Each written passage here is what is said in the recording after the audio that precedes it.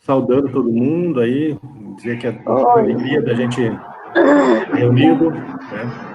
E mais um estudo de hoje muito importante, uma temática atual, muito atual, e é destinado a todos os nossos corações, né?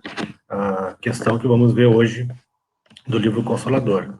Então, desejando que todos estejam com saúde, em paz, em suas casas, para que a gente consiga vencer essa etapa difícil aí que a gente está vivenciando, todos, mas unidos a gente vai vencer, tá bom? Vamos começar com uma prece, então, pedir para a Lucy fazer a prece para nós, e logo depois o Marco Jurássico adiante. Então, agradecidos que estamos por este momento de reunião na nossa sala virtual. Agradecemos a espiritualidade que nos conduz em todos os trabalhos, seja na casa espírita, seja neste momento. Agradecemos a Deus, a Jesus e todas as informações que serão passadas neste estudo de hoje, que nós possamos aproveitar todos esses conhecimentos e buscando a melhoria pessoal. Muito obrigado, que assim seja. Que assim seja.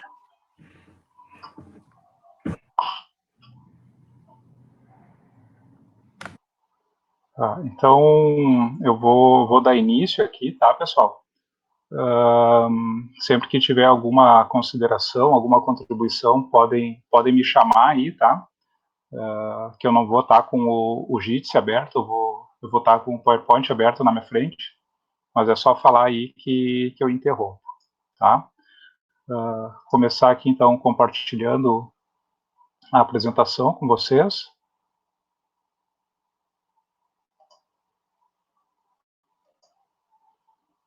Estão enxergando? Sim, tudo certo, Marco. Certo. Então, a gente vai dar a continuidade, né, no estudo que a gente vem fazendo há 2 semanas já, né? São questões bem importantes aí com relação à criação dos filhos, né? São as questões 189, a 190 e agora, para fechar, é a 191, né? Então, só relembrando essa sequência, não é? A 189 foi questionado Emmanuel o que deveria fazer a mãe terrestre, né? Que no caso a gente interpretou como os pais, para melhor cumprir seus deveres, né, com relação aos filhos. E lá foi dado todo um roteiro. E na questão 190, a questão é se depois de ter cumprido todo esse roteiro, né, o filho ainda segue com questões rebeldes e ele não, vamos dizer, não ouve os apelos do amor, não é? O que nós devemos fazer? Né, que seria resignação, né, para esperar a providência divina agir sobre o nosso filho, né, que foi o que foi respondido.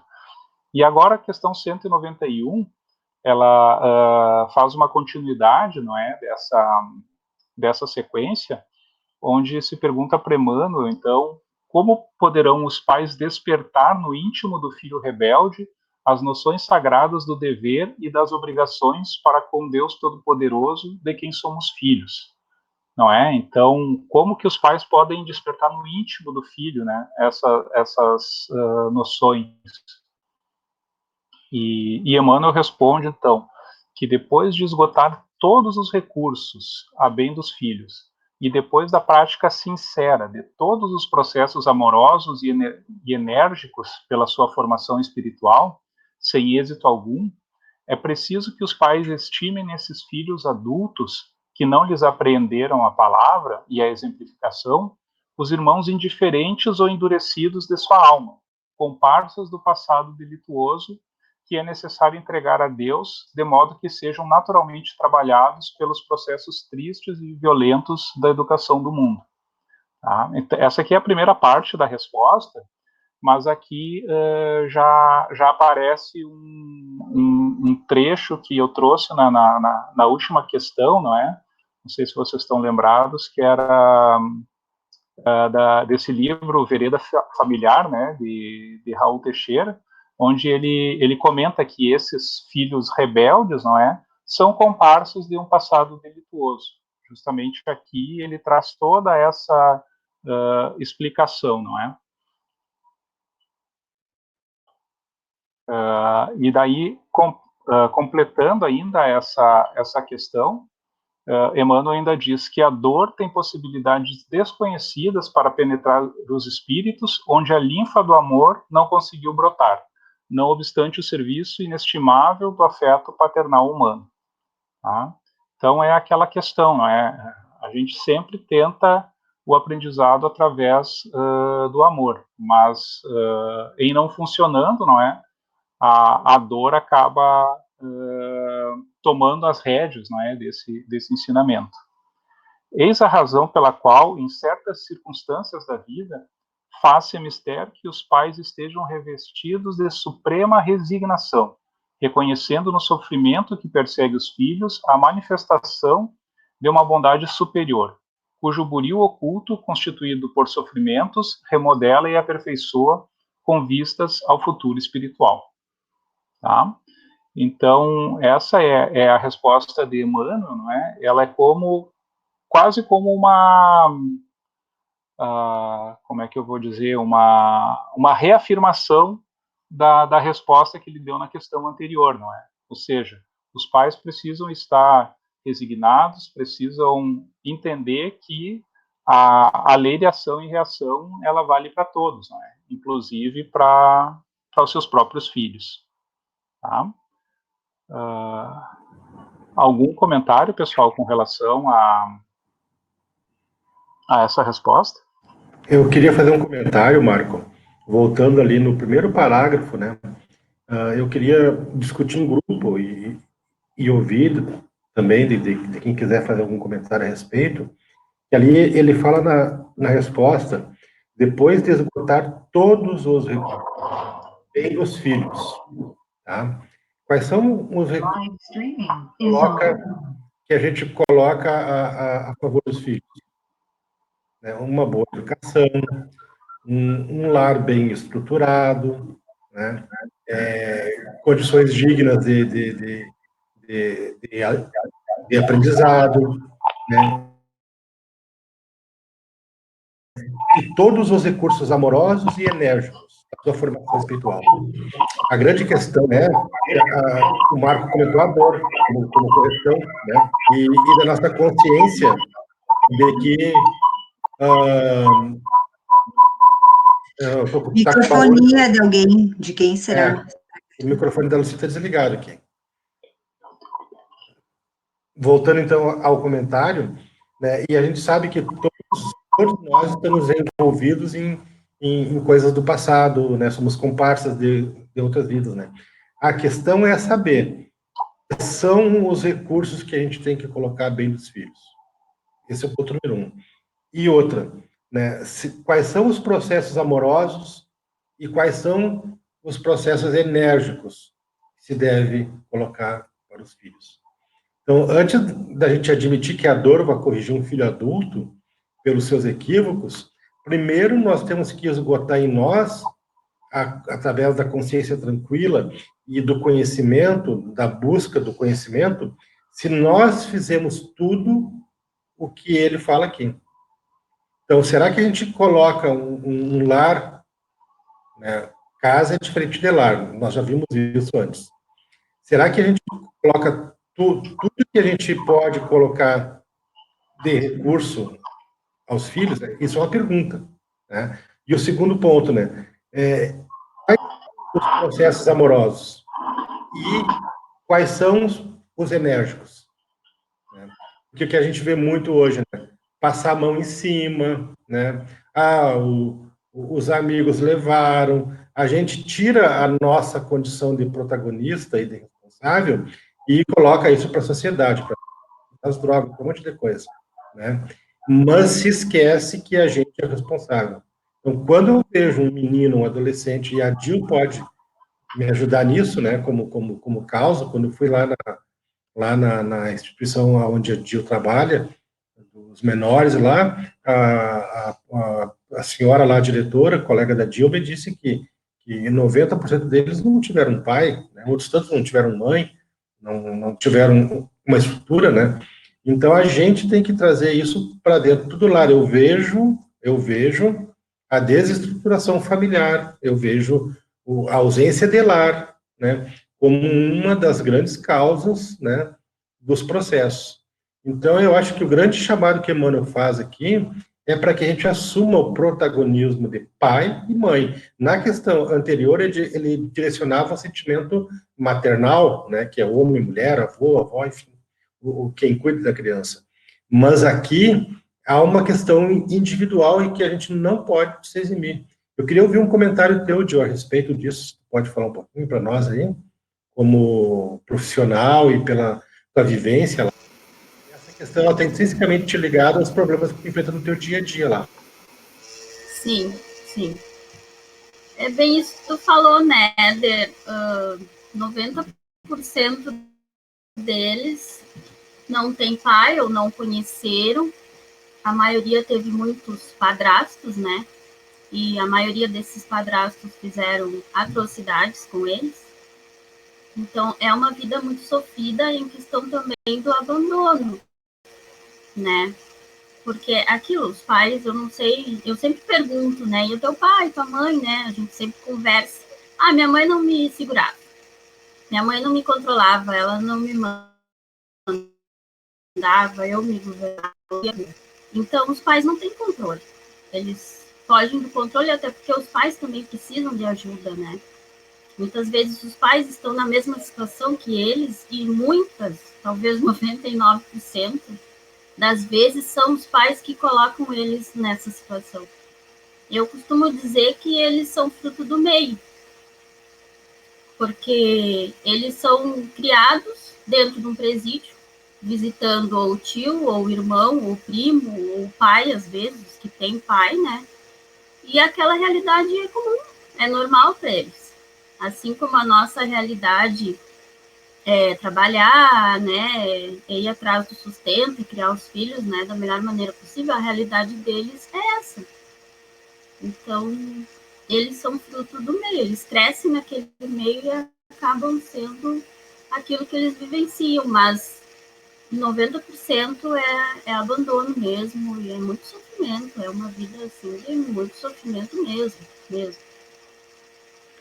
Então, o descaso, o desamor, né, ele vem a ser a causa disso, né?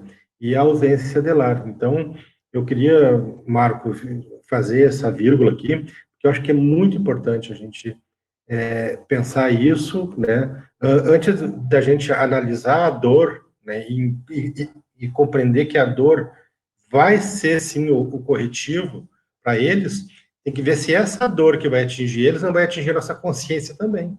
Porque aí nós temos problemas maiores, né? Então, primeira coisa, nós temos que voltar e lembrar sempre que cabe a cada um de nós fazer o máximo que nos cabe e atentar para isso que a Jill falou, né? Nós não podemos deixar os filhos, né, frutos do desamor e da falta de uma estrutura digna, ou seja, um lar. E não importa se esse lar é um palácio ou se ele é um casebre, né? Não importa. O que importa é que haja ali amor, que haja estrutura, que haja condições, né, da gente tentar de todas as formas vivenciar, ver a dor neles, né, e vivenciar a dor em nós por não ter feito aquilo que podíamos, e não é porque nós não sabíamos, é porque nós não fomos atrás daquilo que nos era importante. Era isso que eu queria fazer comentário, Marcos. Você roubei muito do teu tempo aí. A Sheila quer dar uma falada? Só complementando a Jill, né, que ali são comparsas de um passado delituoso, né, ela chama atenção para um passado, para um atual, né, os comparsas, no caso, pais, filhos, irmãos, mães, né, então aqui também consta, né, são às vezes espíritos que já vêm dentro de um processo de comparsas de muitas experiências, né, só chamar atenção, acho que de repente tu vai falar um pouco mais sobre isso também, né, Marco? Sim. E sobre essa questão também que foi comentado, né, Éder e Gil, relembrar que essa questão ela é uma sequência, não é, de um roteiro ditado por Emmanuel.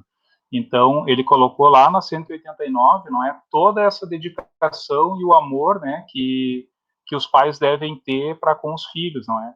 E daí ele vem vindo na sequência, e essa questão ela culmina se depois de ter feito tudo isso, né, os filhos ainda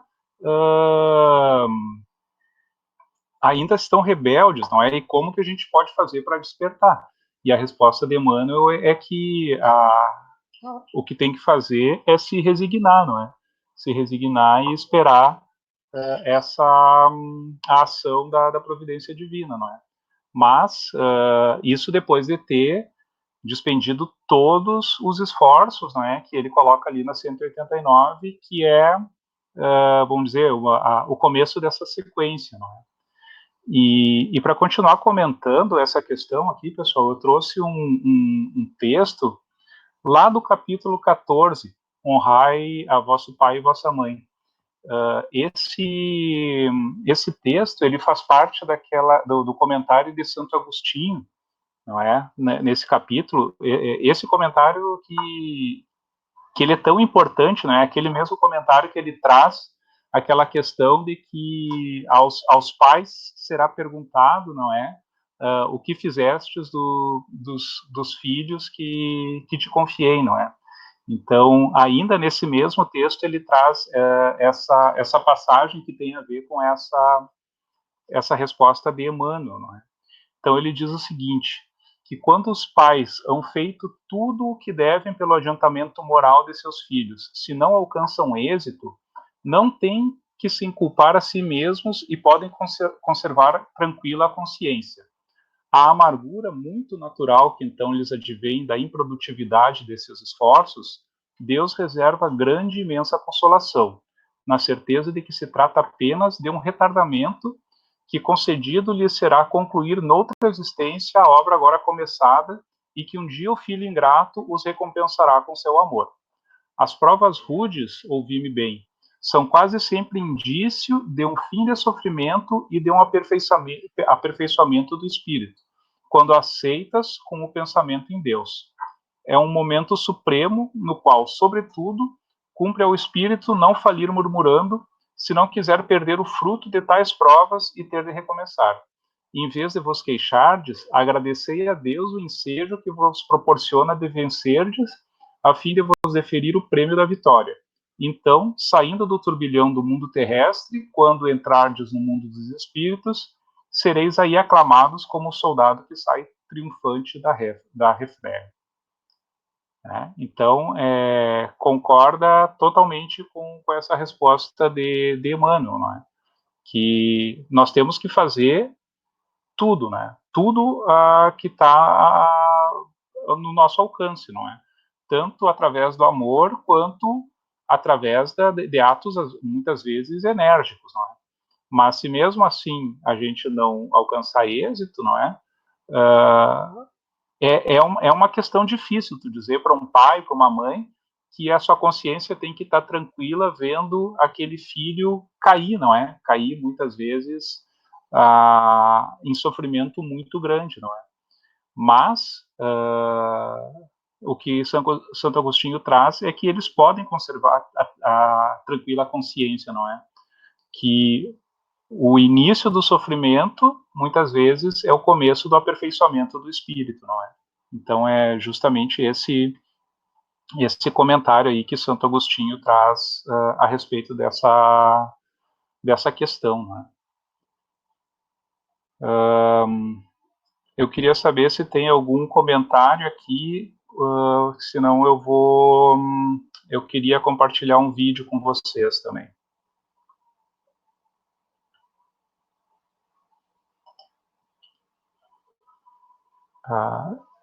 Então, pessoal, quando eu estava estudando essa questão, não é? Eu lembrei do nosso final de ano, não é? Da nossa apresentação de final de ano, onde foi trabalhado a questão do filho pródigo, não é? Que eu achei que tinha muita relação com essa questão. Claro que o filho pródigo é vamos dizer, uma parábola onde mostra vamos dizer, o cuidado de Deus para conosco, não é? Mas que pode ser aplicado na questão de um pai com o seu filho também, não é? Que é justamente aguardar que, vamos dizer, as dores vão acabar trazendo o conhecimento para esse seu filho, não é? Então, eu vou tentar aqui compartilhar com vocês um videozinho. Ele tem...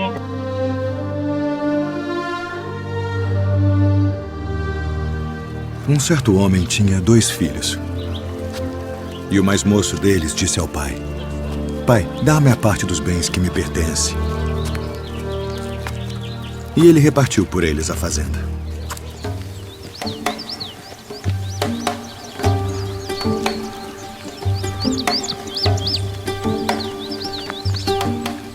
E poucos dias depois, o filho mais novo, ajuntando tudo, partiu para uma terra longínqua.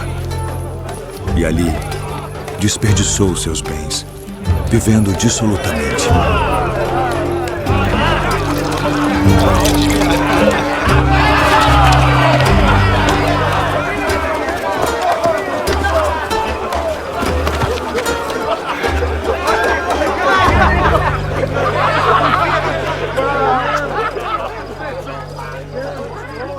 E havendo ele gastado tudo, houve naquela terra uma grande fome.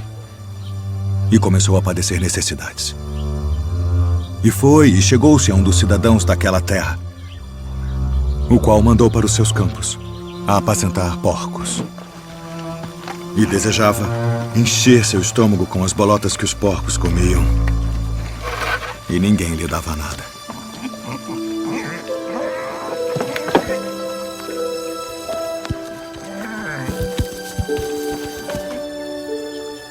E tornando em si, disse: Quantos jornaleiros de meu pai têm abundância de pão e eu aqui pereço de fome. Levantar-me-ei e irei ter com meu pai. E dir-lhe-ei: Pai, pequei contra o céu e perante ti. Já não sou digno de ser chamado teu filho. Faz-me como um de teus jornaleiros. E levantando-se, foi para seu pai. E quando ainda estava longe, viu-o seu pai. E se moveu de íntima compaixão. E correndo, lançou-se ao pescoço e o beijou. E o filho lhe disse: Pai, pequei contra o céu e perante ti, e já não sou digno de ser chamado teu filho.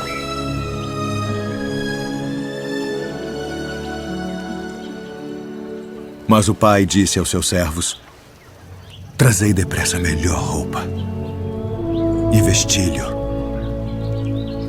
e ponde-lhe um anel na mão e alparcas nos pés. E trazei o bezerro cevado, e matai-o, e comamos, e alegremo-nos. Porque este meu filho estava morto e reviveu. Tinha se perdido e foi achado. E começaram a alegrar-se. E o seu filho mais velho estava no campo. E quando veio e chegou perto da casa, ouviu a música e as danças. E, chamando um dos servos, perguntou-lhe que era aquilo, e ele lhe disse: Veio teu irmão. E teu pai matou o bezerro cevado, porque o recebeu são e salvo. Mas ele se indignou e não queria entrar. E saindo o pai, instava com ele. Mas, respondendo, ele disse: ao Pai: eis que te sirvo há tantos anos, sem nunca transgredir o teu mandamento, e nunca me deste um cabrito para alegrar-me com os meus amigos. Vindo, porém, este teu filho que desperdiçou os teus bens com as meretrizes, mataste-lhe o bezerro cevado. E ele lhe disse: filho, tu sempre estás comigo, e todas as minhas coisas são tuas. Mas era justo alegrarmos-nos e folgarmos, porque este teu irmão estava morto e reviveu, e tinha se perdido e achou-se.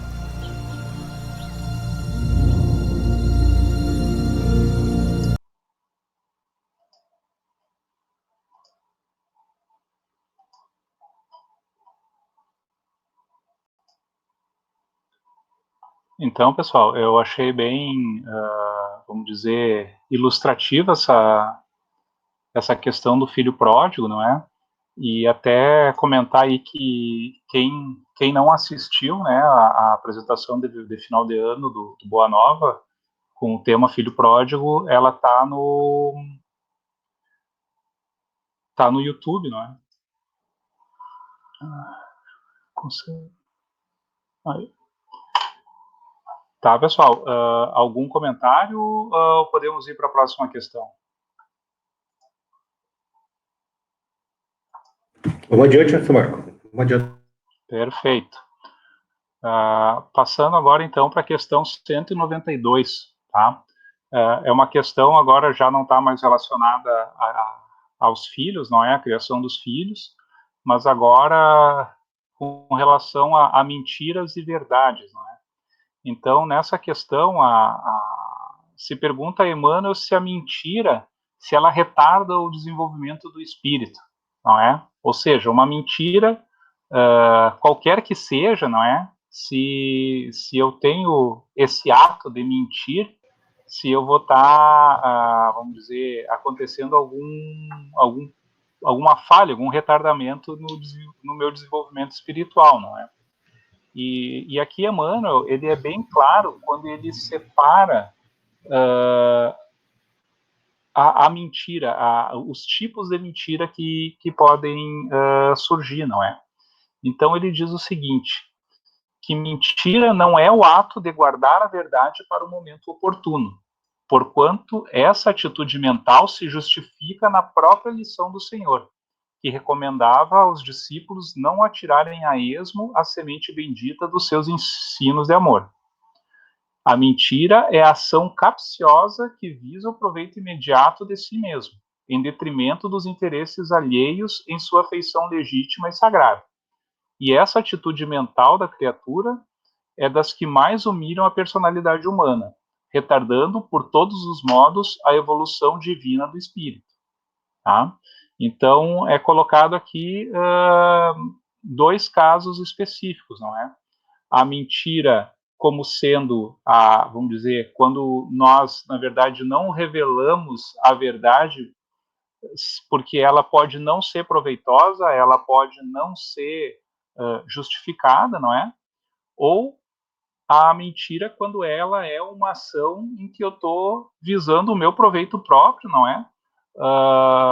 E também visando, vamos dizer, prejudicar alguém. Então, aí sim, de todos os modos, ela é um retardamento no desenvolvimento do espírito. Tá? Para trabalhar essa questão, eu trouxe um material aqui auxiliar, só antes de passar para ele, se alguém tiver algum comentário, alguma questão. Mário, é só para frisar essa parte aqui, que a mentira é a coisa que mais humilha a personalidade humana, Ou seja, uma pessoa mentirosa, no caso, que quer tirar proveito, quando até o momento que ela estiver falando a verdade, a gente não acredita nela, né? Então, o que mais humilha que Emmanuel está falando, isso é uma questão importante. Uhum. Eu também queria falar, Marco, assim, essa questão, para a gente não esquecer, ela está dentro do dever, né? E o nosso dever, né, é fazer tudo para que a gente consiga adiantar ou desenvolver, né, as melhores coisas em nós e no próximo. O próximo pode ser família, amigos, filhos, enfim, né? Então, se a mentira retarda o desenvolvimento, a verdade, seja ela como for, de que forma for, né, ela é sempre propícia ao desenvolvimento do espírito. Ela adianta, né, por mais dolorosa que ela seja. Então, para evitar essa humilhação da personalidade humana, a verdade ela tem que estar à frente sempre de qualquer coisa. Uhum. Deixa eu passar aqui. Para complementar, pessoal, eu trouxe essa passagem aqui do capítulo 6 do Evangelho segundo o Espiritismo, tá? que é o capítulo onde o Espírito de Verdade, né, ele faz os comentários depois ao final ali do capítulo, não é? Então, olha só o Cristo nos traz como texto, não é?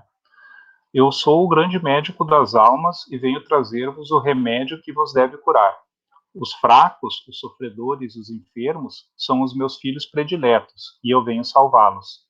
Vinde a mim todos vós que sofreis e que estáis sobrecarregados, e sereis aliviados e consolados. Não procureis em outra parte a força e a consolação, pois o mundo é inapto para dá-las.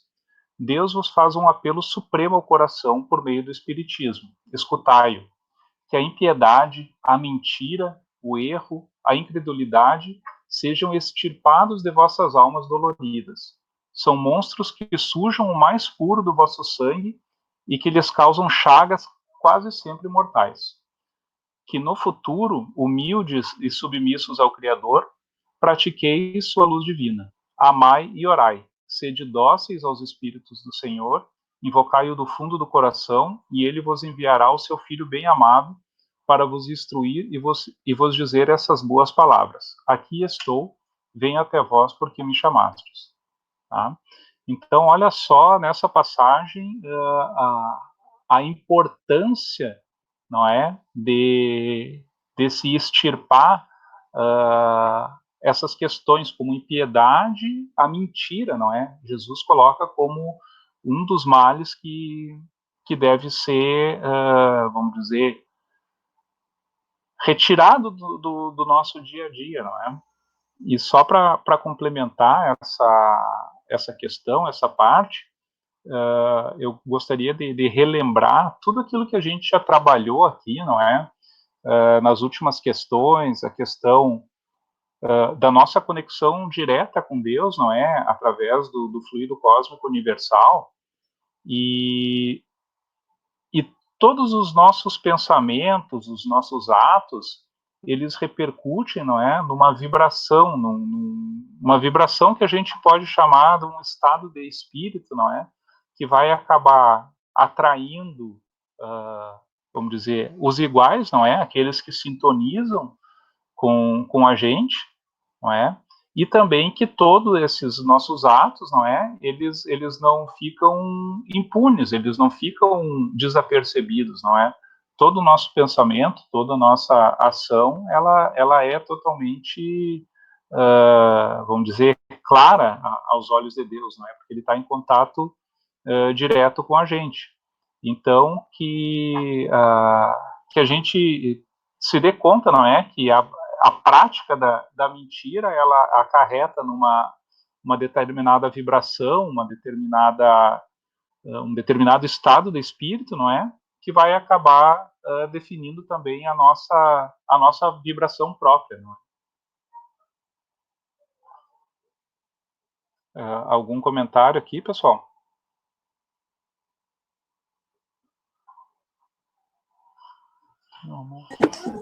O Éder comentou na palestra dele, de uma forma bem brilhante também, essa parte aí da impiedade, da mentira, o erro e a incredulidade, como chagas, né, que nos atrapalham de praticar o bem ou de seguir no caminho de Cristo. Elas, que diz ali, são monstros, né, que sujam o mais puro do vosso sangue. E eles causam chagas sempre mortais. Muito forte essas palavras aí. Mamãe, ficou certo. Perfeito, Angélica. Acho que é o Jairo que pediu a palavra. Oi, tudo bem? Boa noite, pessoal. Muito interessante o tema, né? Hoje, assim, mas eu acho que antes da mentira, porque às vezes a mentira, ela pode ser uma omissão de algo que tenha que ser adiado, né? Eu acho que o que vai definir esta vibração que envolve isso é a intencionalidade daquilo que se produz quando se quer mentir. Então, às vezes, a gente se vê numa situação que a gente precisa omitir algo em detrimento de um sofrimento maior, né? Eu vivi uma situação dessas, assim, muito de perto com meu pai, em que ele queria saber qual foi o diagnóstico que o médico deu para ele.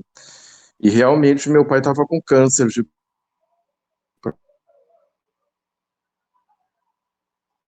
que se ele soubesse que ele estava com câncer naquele momento, ele ia sofrer muito, né?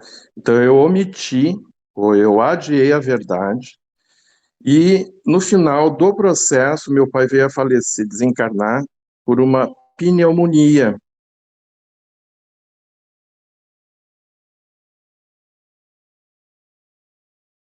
Que eu acredito que se ele soubesse que ele estava com câncer, e depois ele teve câncer nos ossos, ele viria a sofrer e ele não tinha dor. Então eu acho, e depois eu conversei com o médico, que omitir, né, a verdade a respeito disso ajudou ele psiquicamente a não sofrer tanto. Então, acho que às vezes a intencionalidade do nosso ato é que vai gerar essa vibração e vai causar um dano, né? Então, acho que só para a gente refletir um pouco, porque às vezes isso a gente se depara, né, no nosso cotidiano, de determinadas situações que a gente fica numa saia justa, como se diz, né? E às vezes o que vale, né, no ato também é a intenção que a gente projeta quando a gente mente ou quando a gente omite, né? Só para contribuir um pouco com a reflexão.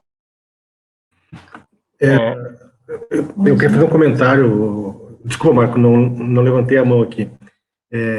Eu acho, Jair, que aí nem é mentira, né? É um bem, né? Que a gente faz. A questão é o que eu vou dizer para alguém, aquilo vai prejudicar aquela pessoa, né? Ela vai magoar. Então, essa análise tem que fazer antes.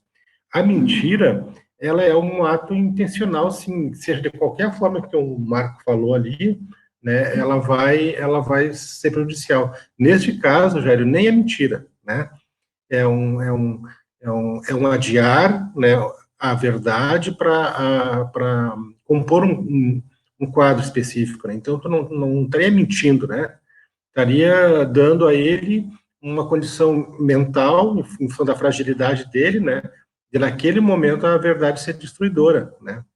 Então, não colocaria isso como uma mentira, né? Eu colocaria nisso como um ato, uma reflexão de ver o que eu gostaria que fosse dito para mim naquele momento. Quando a gente vai falar alguma coisa, a gente tem que se posicionar no lugar do outro. Será que o que eu gostaria de ouvir? Né? Como eu gostaria de ouvir? Eu, no meu caso, Éder, né, pessoal, eu adoraria que fosse dito sempre a verdade, independente de que caso fosse mesmo caso de doença grave. Eu gostaria de me posicionar com forças diante da verdade, mas tem almas que são mais frágeis, que não conseguem lidar com essa questão. Nós usamos a mesma estratégia amorosa com a nossa mãe, né? Quando teve o câncer, ela ficou 34 dias, né? E ela não sabia de todo o processo da gravidade dela, né? Ela não sabia os detalhes, né? Então a gente não teve esse cuidado para que ela vivesse aquele período que seria curto, né? O máximo de carinho, atenção na volta dela, né? E sem essa fala apocalíptica, né? Que ela não teria estrutura emocional para suportar isso. Então, nesses casos, Jair, eu não colocaria como uma mentira, eu colocaria como uma estratégia amorosa, né, especificamente para doenças, né, para essas fragilidades. Em se tratando de filho, em se tratando de processos normais, né, onde se precisa usar a verdade sempre, neste caso, ela poderia ser uma mentira. Tá bom, querido? Beijão. A Angélica tinha pedido para falar, depois a Lucy.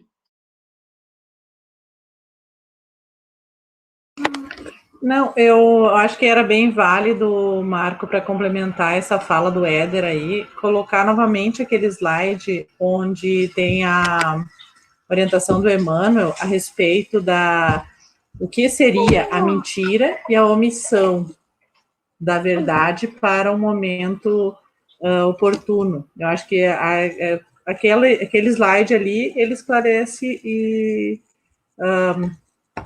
transparece agora todo esse assunto, assim, tudo que o Éder falou, que o Jairo falou, sucintamente aí nesse slide. É bem explicado aí o que seria a mentira e a omissão, né, da verdade para um momento mais propício. Perfeito, só Angélica, isso que eu queria comentar. Isso aí a gente vai trabalhar agora no decorrer da questão também. A Lucy quer falar? Aqui é a mesma coisa que a Angélica comentou, só ele está de duas formas, a mentira intencional e essa mentira que é ocultar. Como Jesus falava assim, que não atirar pérolas aos porcos, né? Que ele está explicando, ó. Recomendava aos discípulos não atirarem a esmo a semente bendita dos seus ensinos de amor.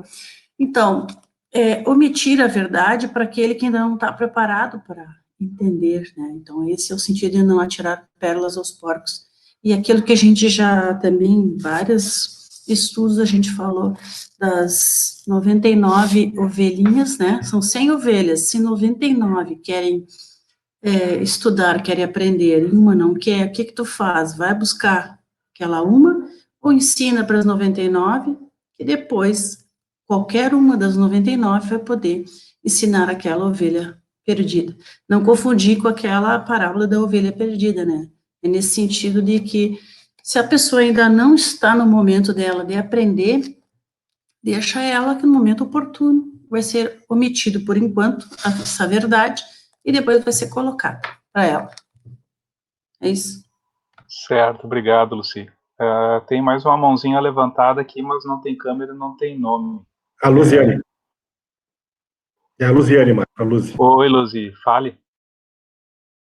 Liga o teu microfone, Luzi, que está desligado. Oi. Eu lembrei que eu estou lendo todos os dias uma passagem do Jesus no Lar, tá? Antes da minha prece, eu estou lendo um capítulo. E eu lembrei de um capítulo que se chama A Bênção do Estímulo, onde os apóstolos estavam debatendo sobre falar ou não falar a verdade, quando é necessário mesmo falar a verdade, né? E Jesus conta uma historinha de um pai de família muito abastado, que perdeu tudo que ele tinha, perdeu tudo. E ele não suportou aquilo e morreu.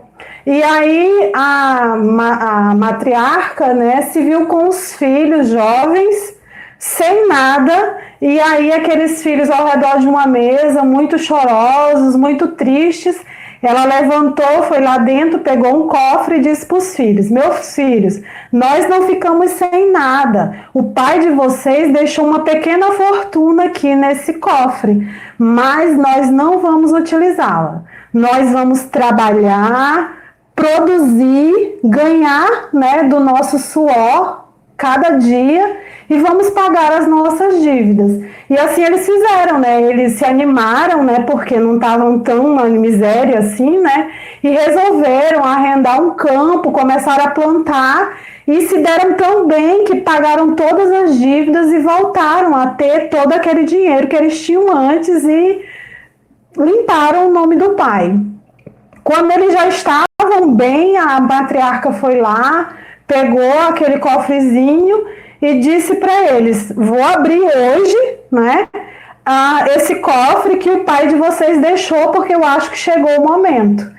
E dentro do cofre tinha só uma passagem do Evangelho, que eu lembro, eu acho que era o Salmo 91. Do Velho Testamento, na verdade, né? Então eles perceberam que aquilo que ela falou era uma mentira, mas aquilo era uma bênção do estímulo que ela estava dando para os filhos, né? Aí Jesus, eu procurei aqui, Jesus fala, no final ele fala assim, ó: quem classificaria de enganadora e mentirosa essa grande mulher? Seja o nosso falar sim, sim e não, não, nos lances graves da vida, mas nunca espezinhemos a bênção do estímulo nas lutas edificantes do dia. O grelo tenro é a promessa do fruto, a pretexto de acender a luz da verdade, que ninguém destrua a candeia da esperança. Muitas vezes a gente fica nessa ânsia de falar sempre a verdade e às vezes a gente acaba por magoar as pessoas, por tirar um estímulo daquela pessoa, porque a gente pensa, se essa pessoa for por esse caminho, ela vai quebrar a cara, não vai dar certo, mas em muitos casos a gente tem que deixar a pessoa ir, né? Porque a gente tirar aquela esperança dela a pretexto de, eu não vou mentir, né? Eu acho que é meio complicado. Era isso, eu tomei um monte de tempo, mas... Eu tinha também um exemplo aqui que eu ia trazer. Tem um amigo meu que a mãe dele tem 86 anos, mas é uma senhora super ativa, assim, e tudo mais, né? E ela não acredita no tal do coronavírus, né? E quer porque quer sair para a rua. E esse meu colega, ele disse para ela que a prefeitura está multando com R$600 qualquer idoso que eles encontram na rua, né? E ela é gringa, então foi o jeito de manter a mãe em casa, né? Então, é o tipo da mentira contada, mas vamos dizer, com a intenção boa, né? É só para dar esse complemento aí. Só para a gente terminar aqui, pessoal, essa questão, né? Um outro ponto que eu queria abordar com vocês é uma coisa mais contemporânea, tá? A gente fala muito em mentira, não é? Mas no dia a dia a gente está vivenciando questões relacionadas a fake news, não é? Essas fake news, elas se espalham mais rápido do que o coronavírus, não é? Então, o que a gente tem visto são pessoas, não é, que acabam espalhando mentiras, e daí pode dizer, não, mas coitadinho, ele é inocente, não é? Ele não sabia que era mentira, mas a gente tem que ter noção, né, que nós somos seres providos de razão e de inteligência, não é? Então, todos têm condições de digitar um título de uma notícia em qualquer navegador e verificar se é verdade ou se é mentira, não é? Mas muitas vezes o que acontece? As pessoas estão recebendo esse tipo de notícias falsas que acabam sendo agradáveis ao seu ponto de vista, não é? Seja política, econômica ou qualquer ponto em que ela possa ter uma determinada vantagem. Então ela acha assim, não, eu concordo com esse ponto de vista, então eu não vou nem verificar, eu vou compartilhar, não é?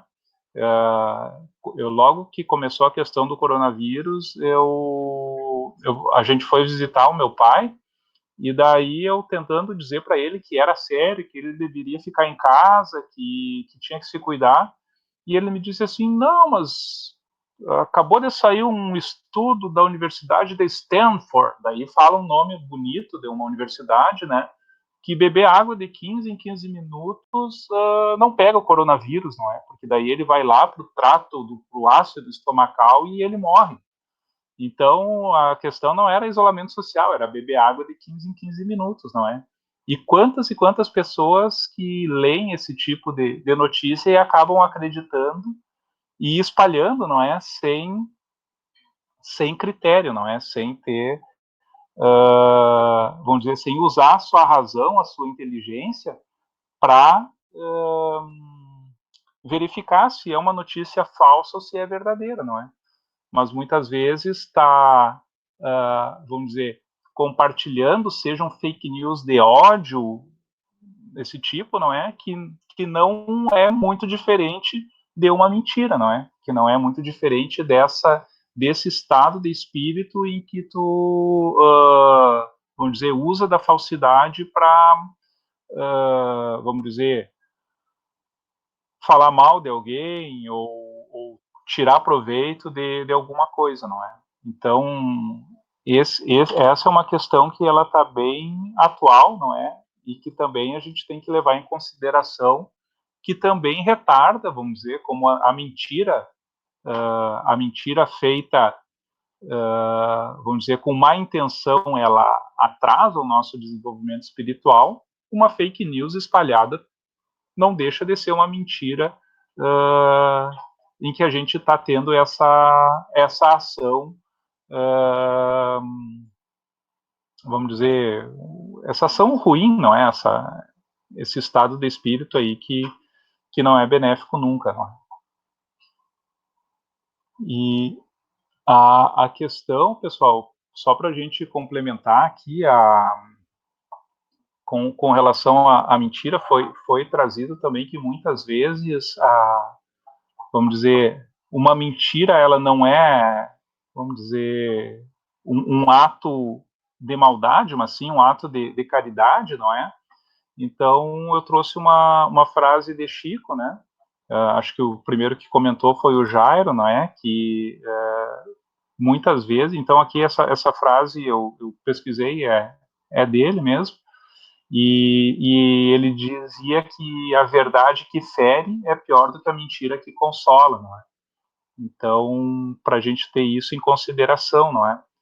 Porque se a gente for pensar, não é? Isso aí, quando eu estava estudando essas questões de verdades e de mentiras, não é? A gente cai também nas verdades, por exemplo, de um plano espiritual, não é? Então, por exemplo, um médium, não é, que tem uma mediunidade ou que consegue verificar, por exemplo, que a relação entre um pai e filho é uma relação uma relação que vem, vamos dizer, de ódio de muitas vidas, não é, por serem inimigos mortais ou por serem um ter sido assassino do outro, não é? E daí ele vamos dizer, tem essa informação, e daí ele vai dizer a verdade para aquele pai e aquele filho que não se dão. Não, olha só, a verdade é porque vocês vêm reencarnando há muito tempo como inimigos, e um já assassinou o outro tantas vezes. Então não é o tipo de verdade que vai trazer nenhum benefício para aqueles dois espíritos, não é? Então, por isso que Emmanuel traz na resposta dele, não é? Que existe esses dois tipos de mentira, não é? A mentira que ela é, vamos dizer, a gente vai estar postergando a verdade, não é? Porque a verdade naquele momento ela causaria mais mal do que bem. E tem a mentira também com, vamos dizer, a mentira com malícia mesmo, que essa sim é que traz esse retardamento espiritual, não é? Tá, pessoal? Aqui eu termino a minha parte, não é? A gente tem bem pouco tempo aí, não vale a pena começar a próxima questão. Então, se alguém tiver mais algum comentário, eu já vou interromper minha tela aqui. Eu só queria agradecer, Marco, a visita na nossa sala aqui. de uma amiga, eu não lembro o nome dela, ela esteve conosco no sábado, lá de Sapiranga, né? Amiga da Lu, a Luciana, que é da evangelização. Ali, eu esqueci o teu nome, se puder. Meu nome é Leia, eu sou sogra da Angélica. Isso, da Angélica, isso. Muito obrigado pela participação, tá? Então, se quiser colocar o teu Minha nomezinho sogra. na tela. Opa, que alegria. Depois coloca, Léo, o teu nomezinho na tela ali para a gente te identificar sempre, tá bom? Um prazer ter você na nossa sala, com muita alegria. Então. Eu queria agradecer também, então, a minha aluna favorita, que está na sala também, a Ivone, que eu vi que ela está por aí. Fazia tempo que eu não vi. E eu acho que o Jairo queria comentar alguma coisa, ele tinha levantado a mão, pelo menos.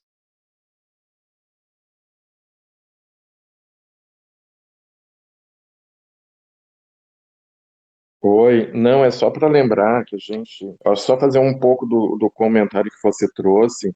Muitas vezes o Chico dizia que é importante, às vezes, adiar a verdade. Então, acho que às vezes a gente tem que ter um pouco essa cautela, como o Éder disse também, de como a gente leva essa verdade, né? Para que ela não cause dano, não cause sofrimento. Eu achei bem importante isso. E também pensar que muitas vezes as pessoas se colocam de uma forma tão franca perante o outro, e muitas vezes essa franqueza, que aí eu não sei se tem essa conotação com a verdade da forma como ela é dita, ela derruba as pessoas, né? Em vez de levantar, derruba mais as pessoas, né? E que, por mais que a gente fale determinada situação que a gente às vezes tem que pensar, o exemplo ainda é o melhor discurso, né? Então, muitas vezes a gente consegue confortar e levar a verdade a partir do exemplo do que propriamente pelas palavras. É só para contribuir também. Obrigado, Jairo. Éder, tu quer assumir para já passar para o próximo estudo? Eu vou encerrar a gravação aqui e já começo a gravar de novo, tá? Mas nós estamos ao vivo ainda pelo YouTube, Oi. né? Não. Então eu vou deixar continuar no YouTube, né? Depois a gente deixa disponível por lá, né? Só te agradecer, Marco, pela tua pesquisa, pelo estudo de hoje, né? Extraordinário, né? Esse tema muito claro. E agradecer aí pela presença de todos e convidar que continuem conosco na sala, que agora nós vamos ter a Sheila na segunda parte do estudo, que vai falar sobre a parentela física e espiritual, tá bom? E seguimos na segunda-feira que vem, das 7 às 8, com o estudo do Consolador nas questões subsequentes, né? A 193 e 194, né? Quase terminando já a questão do dever, mas a gente não tem pressa.